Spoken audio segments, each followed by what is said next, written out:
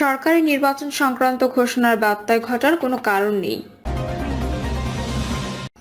রয়ের স্টেশন হেডের সঙ্গে মিটিং করে বাংলাদেশের রাজনীতি চলবে না, বললেন হাসনাত। কথায় কথায় সড়ক অবরোধ, নিজেদের পদক্ষেপ জানালো সেনাবাহিনী। এবং সর্বশেষ জানাবো 9 জেলায় বজ্রবৃষ্টির আভাস, নদী বন্দরে 2 নম্বর হুঁশিয়ারি সংকেত। শুনছিলেন সংবাদ শিরোনাম, এবারে বিস্তারিত। রয়ের স্টেশন হেডের সঙ্গে মিটিং করে বাংলাদেশের রাজনীতি চলবে না, বললেন হাসনাত। সামাজিক যোগাযোগ মাধ্যম ফেসবুকে আবারও বিস্ফোরক স্ট্যাটাস দিয়েছেন জাতীয় নাগরিক পার্টির মুখ্য সংগঠক হাসনাত আব্দুল্লাহ।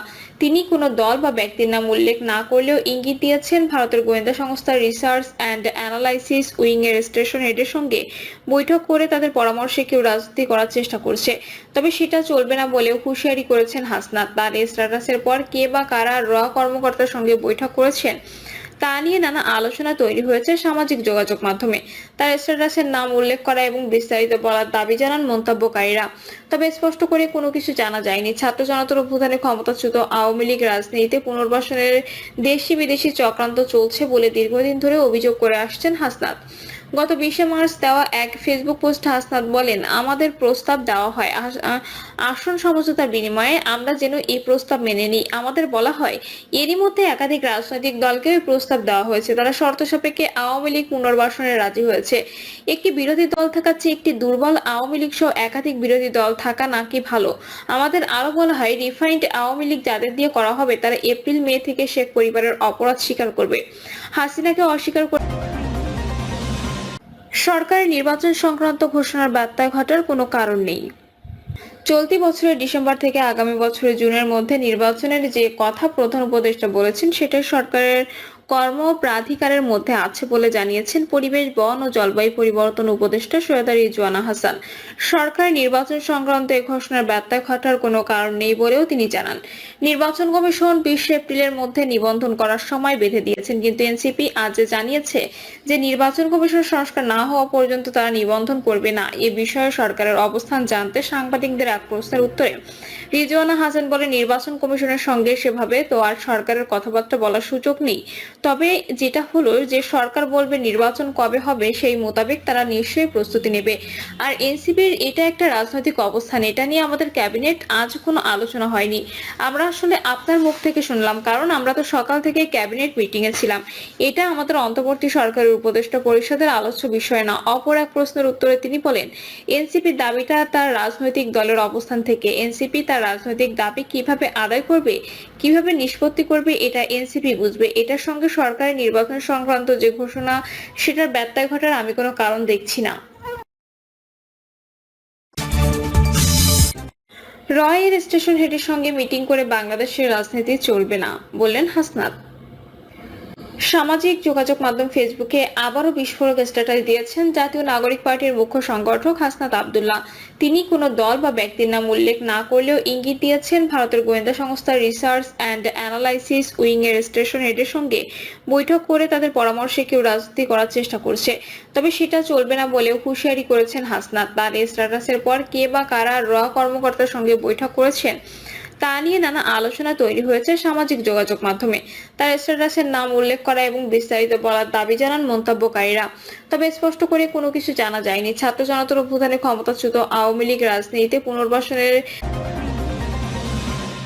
কথায় কথায় সড়ক অবরোধ, নিজেদের পদক্ষেপ জানালো সেনাবাহিনী। বিভিন্ন দাবিতে প্রায় প্রতিদিনই রাজধানী সহ দেশের বিভিন্ন এলাকায় সড়ক অবরোধ করা হচ্ছে। এতে চরম দুর্ভোগের শিকার হন ওই সড়কে চলাচলকারীরা। এ বিষয়ে সেনাবাহিনী কি পদক্ষেপ নিচ্ছে এমন প্রশ্ন ছিল সাংবাদিকদের। এই প্রশ্নে সেনা সদর মিলিটারি অপারেশনস ডাইরেক্টরেটের colonel staff colonel Mohammad Shafiqul Islam বলেন, অবরোধে মানুষের দুর্ভোগ বেড়ে যায় এবং আর্থিকভাবে সব খাতই ক্ষতিগ্রস্ত হয়। সেনাবাহিনী চেষ্টা করে যত কম সময়ের মধ্যে অবরোধ মুক্ত করা যায়। রাজধানীতে খুব দ্রুত সময়ের মধ্যে অবরোধ মুক্ত করতে পেট্রোলিং ও কর্মতৎপরতার মাধ্যমে যথাসাধ্য চেষ্টা করে যাচ্ছে সেনাবাহিনী। মিয়ানমার সীমান্তে আরাকান আর্মিরা বাংলাদেশের জলসীমায় প্রবেশ করে জেলে ও মাছ ধরার ট্রলার ধরে নিয়ে যাচ্ছে। সেক্ষেত্রে সশস্ত্র বাহিনী কি পদক্ষেপ নিচ্ছে এমন প্রশ্নের জবাবে কর্নেল শফিকুল ইসলাম বলেন, নাপ নদীতে জেলেদের যে অসুবিধা হচ্ছে এ বিষয়ে প্রাথমিক পর্যায়ে বাংলাদেশ কোস্ট গার্ড ও বিজিবি দায়িত্বপ্রাপ্ত। তাদের কাজ চলমান আছে। অনেক জেলে বাংলাদেশে চলে আসছেন, বাকিদের এ বিষয়ে প্রক্রিয়া চলমান। প্রয়োজন হলে বাংলাদেশ সেনাবাহিনী অথবা নৌবাহিনী দায়িত্ব পালন করবে। সড়ক অবরোধের কারণে যানজট সৃষ্টি হচ্ছে। এ বিষয়ে সেনাবাহিনী কিভাবে কাজ করছে জানতে চাইলে তিনি বলেন, সড়ক মহাসড়ক অবরোধ থাকলে দেশের অর্থনীতিতে নেতিবাচক প্রভাব সহ সব খাতে নেতিবাচক প্রভাব পড়বে। শুধু ঢাকা কুমিল্লা মহাসড়কে গতকাল 2 ঘন্টা অবরোধ ছিল। অবরোধে দুর্ভোগ বেড়ে যায় এবং আর্থিকভাবে সব খাতই ক্ষতিগ্রস্ত হয়। সেনাবাহিনী চেষ্টা করে যত কম সময়ের মধ্যে অবরোধ মুক্ত করা যায়। গতকাল ঢাকা কুমিল্লা মহাসড়কে দ্রুত সময়ের মধ্যে অন্যান্য আইন শৃঙ্খলা বাহিনীর সঙ্গে সেনাবাহিনীর চেষ্টায় অবরোধ মুক্ত করা হয়েছে। রাজধানীতেও অবরোধের বিষয়ে এর সেনা কর্মকর্তা বলেন, রাজধানীতে খুব দ্রুত সময়ের মধ্যে সেনাবাহিনী পেট্রোলিং ও কর্মতৎপরতার মাধ্যমে যথাসাধ্য চেষ্টা করে যাচ্ছে অবরোধ মুক্ত করার জন্য।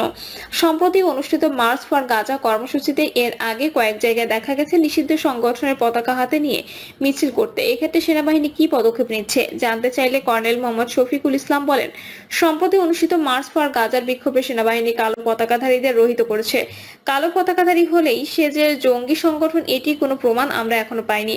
তবে এই বিষয়ে সেনাবাহিনী সোচ্চার রয়েছে। গোয়েন্দা বাহিনী তাদের কার্যক্রম অব্যাহত রেখেছে। গত 8 মাস ধরে সশস্ত্র বাহিনী ম্যাজিস্ট্রেসি ক্ষমতায় কাজ করছে। কাজ করতে গিয়ে রাজনৈতিক দলের কোনো চাপ পাচ্ছে কিনা, রাজনৈতিক দলগুলো সেনাবাহিনীকে সহযোগিতা করছে কিনা অথবা ক্ষমতাচ্যুত আওয়ামী লীগ থেকে কোনো থ্রেটের সম্মুখীন হচ্ছে কিনা জানতে চাইলে কর্নেল শফিকুল ইসলাম বলেন, আমরা কাজ করতে গিয়ে কোনো বাধা পাচ্ছি না। আমরা যে কোনো অপরাধীকে গ্রেপ্তারের পর অন্য আইন শৃঙ্খলা বাহিনীর কাছেও হস্তান্তর করি। সেখানে পরবর্তী আইন বিচার কাজ সেনাবাহিনীর দায়িত্বের বাইরে। ম্যাজিস্ট্রেসি ক্ষমতায় সেনাবাহিনী কাজ করে যাচ্ছে। যেখানে যতটুকু ব্যবহার করা দরকার ততটুকু ব্যবহার করা হচ্ছে। খাগড়াছড়ি থেকে চট্টগ্রাম বিশ্ববিদ্যালয়ের 5 শিক্ষার্থীকে অপহরণের ঘটনার তথ্য জানতে চাইলে তিনি বলেন, অপহৃত 5 শিক্ষার্থীর অবস্থান কিছুটা শনাক্ত করা গেছে। এ বিষয়ে বিশেষ অভিযান পরিচালিত হচ্ছে। বর্তমানে পার্বত্য চট্টগ্রামের নিরাপত্তা অবস্থা ভালো, নিরাপত্তা জোরালো করা হয়েছে।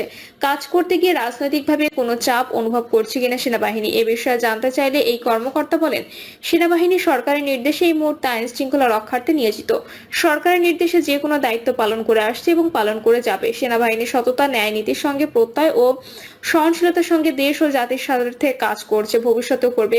বিভিন্ন সময় সেনাবাহিনী ও সেনা প্রধানকে নিয়ে সামাজিক যোগাযোগ মাধ্যমে গুজব দেখা যাচ্ছে। এ বিষয়ে সেনাবাহিনীর অবস্থান সম্পর্কে জানতে চাইলে সেনাবাহিনী এই কর্মকর্তা বলেন, কোন রকম গুজবে সেনাবাহিনী বিচলিত নয়, বরং সেনাবাহিনীর আরো একতাবদ্ধ হয়ে দেশ ও জাতির পাশে কাজ করে যাচ্ছে। 9 জেলায় বজ্রবৃষ্টির আভাস, নদীবন্দরে 2 নম্বর হুঁশিয়ারি সংকেত। দেশের নদীবন্দরগুলোর জন্য 2 নম্বর নৌ হুঁশিয়ারি সতর্ক সংকেত দেখাতে বলেছে আবহাওয়া অধিদপ্তর। এছাড়া ঢাকা সহ দেশের 9 অঞ্চলের উপর দিয়ে সর্বোচ্চ 80 কিলোমিটার বেগে ঝড় ও বজ্রসহ বৃষ্টি হতে পারে বলে জানিয়েছে সংস্থাটি। এতে বলা হয়েছে, ফরিদপুর, মাদারীপুর, যশোর, কুষ্টিয়া, খুলনা, বরিশাল, পটুয়াখালী, কুমিল্লা ও নোয়াখালী অঞ্চলগুলোর উপর দিয়ে পশ্চিম, উত্তর পশ্চিম দিক থেকে ঘন্টায় 60 থেকে 80 কিলোমিটার বেগে দমকা অথবা ঝোড়ো হাওয়া সহ অস্থায়ীভাবে বৃষ্টি অথবা বজ্রসহ বৃষ্টি হতে পারে। এসব এলাকায় নৌবন্দরগুলোকে 2 নম্বর নৌ হুঁশিয়ারি সংকেত দেখাতে বলা হয়েছে। এছাড়া দেশের রাজশাহী, ঢাকা, টাঙ্গাইল, চট্টগ্রাম এবং কক্সবাজার অঞ্চলগুলোর উপর দিয়ে পশ্চিম অথবা উত্তর পশ্চিম দিক থেকে ঘন্টায় 35 থেকে 60 কিলোমিটার বেগে দমকা অথবা ঝোড়ো হাওয়া সহ অস্থায়ীভাবে বৃষ্টি অথবা বজ্রসহ বৃষ্টি হতে পারে। এসব এলাকায় নৌবন্দরগুলোকে 1 নম্বর সংকেত দেখাতে বলা হয়েছে। প্রিয় দর্শক, এই ছিল এখনকার সর্বশেষ সংবাদ। আপডেট সব সংবাদ পেতে চ্যানেলটি সাবস্ক্রাইব করে বেল আইকনটি ক্লিক করে রাখুন।